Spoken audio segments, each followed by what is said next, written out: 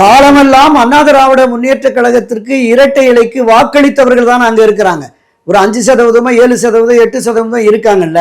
திரு எடப்பாடி பழனிசாமி தலைமையிலே இருக்கிற நிர்வாகிகள் நீங்க குறிப்பிட்டது மாதிரி ஒட்டுமொத்தமாக இருப்பது போன்ற ஒரு மாய தோற்றம் இருக்கு.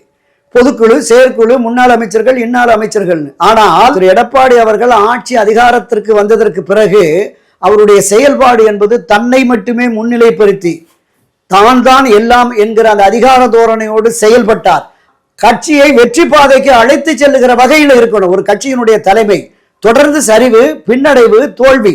2024 நாடாளுமன்ற தேர்தலில் எவ்வளவு பெரிய தோல்வி.